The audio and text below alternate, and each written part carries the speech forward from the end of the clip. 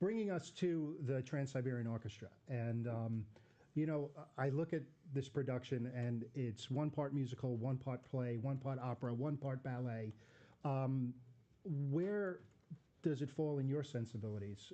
What do you feel about its ongoing... you know, the closest thing that I can find in it historically would be the Lord of the Rings, or the Ring Cycle by Wagner. Mm-hmm. The idea that it's this continuous operatic work over multiple nights, and the storyline for the TSO continues to grow. Mm-hmm. What can we, one, look forward to? And first and foremost, the first part of the question, how does it address your sensibilities, both as artists, players, recording artists, creators of the story? How does it come to life? I have to... I'm too close to it because I've been friends with Paul O'Neill, the guy that created it, since I was 14. So we've been in bands, and we started out in a band that ultimately morphed into this. And he was doing this that long ago, or trying to do this.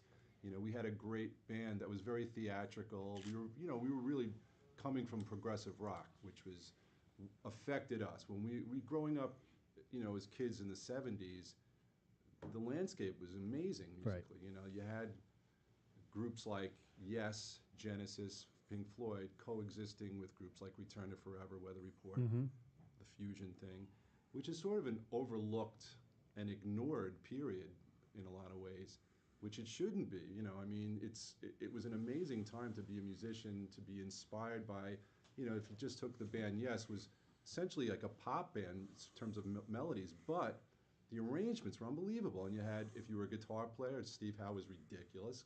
Bass player, Chris Squire. Alan Whiter, Bill Bruford on drums, Rick Wake. I mean, everybody was great, you know. Right. And that was normal. Like, you know, the song Roundabout, which, you know, everybody, that was the big, you know, right?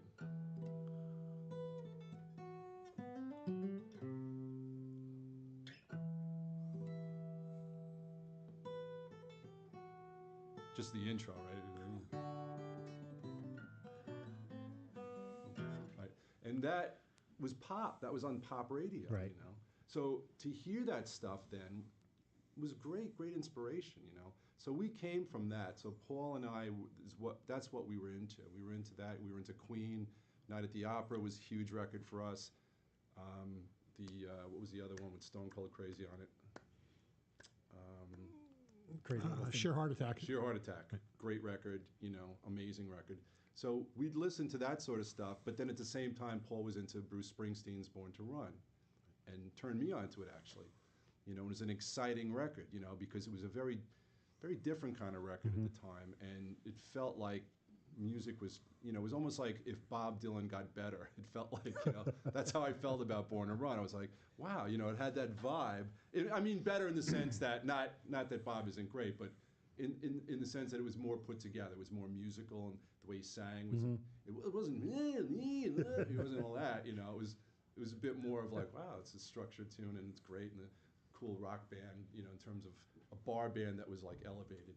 So he was into that, plus the prog rock thing, and a very theatrical, everything was about a show.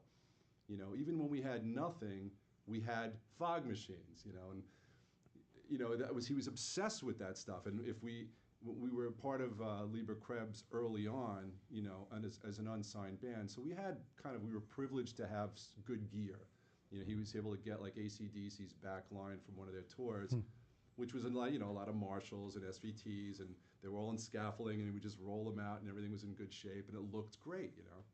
So we always had a bit of that going on, you know, and I think everything he did, like Paul really is like, believes, you know, the power of music and the power of the show and the power of hope is something he really truly believes in, and it's not BS, you know, like as long as I've known him, was like that. And, you know, if you go, what are you talking about? You know, let's just play some songs. But yet it was, and he was great to hang around with too. On top of that, it was like we had a lot of fun together. So I think all of those stories that he writes, he really, it's from the heart, you know, and he believes in the power, as we all should, that, you know, music can change people and can make people better, you know. And a lot of the stuff that goes on in this world that's pointless you know, if you're in a band, you go, yeah, let me just let me go play in my band. Why worry about that? If everyone was in a band, it would be kind of cool, you know. So Al coming in later on, Al really shaped a lot of that. Al brought a lot of Paul's ideas to fruition. You know? I lied.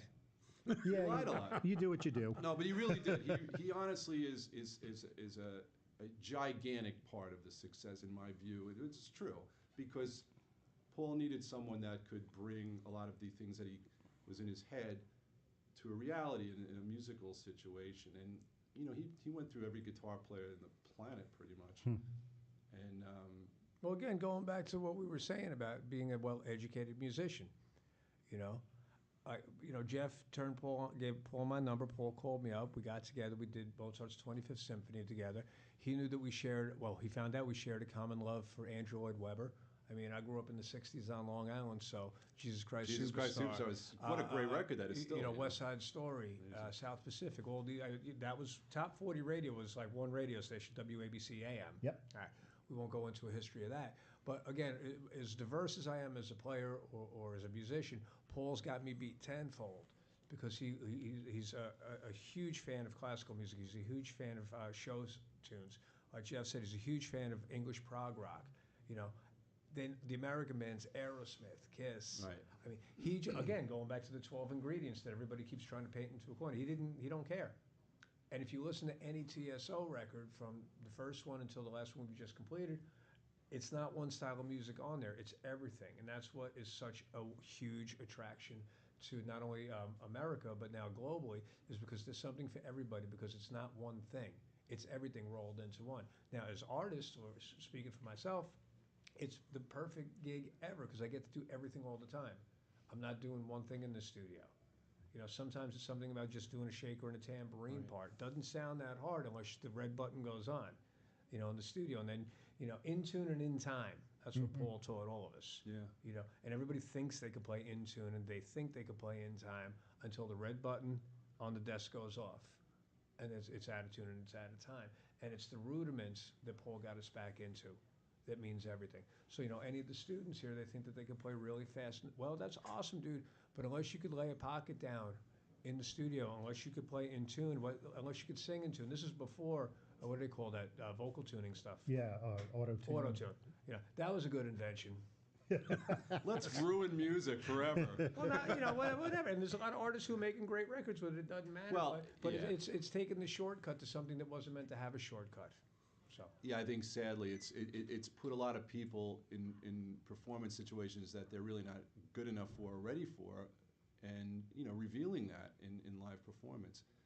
You know, and if you really work at what you're doing, you know, you really don't need a lot of stuff. You know, it's just your hands, your guitar, your singing. You know. Yeah, just learn to be great and try and be a good student of the art. Yeah, and really truly be as great as you can be at that moment. You know, because that's going to change. You know, as you learn more and you study more, that kind of elevates every time. You know, but you want to continue that. You want to continue that thought of saying, you know, I'm not just stopping here, you know. It's like right now, everyone should be like giant sponges and soak up everything, whether it's, you know, classical, jazz, rock, funk, hip hop, whatever. It's all part of your vocabulary that will ultimately be something that you turn into your own thing. Self-expression. Yeah, Sure. you know, and it becomes that melting pot of great music. And, you know, it doesn't matter what it is. It's whatever you're digging at the moment and passionate about, because you know, you are you. So whatever you end up doing is going to be something unique, you know. And that's another thing. That's why it's always interesting and why it never gets boring, you know. And it should never get boring unless you're boring, you know what I mean? There's so much that it just doesn't end. You know, you can literally go on forever and just scratch the surface, but it's all really good, you know.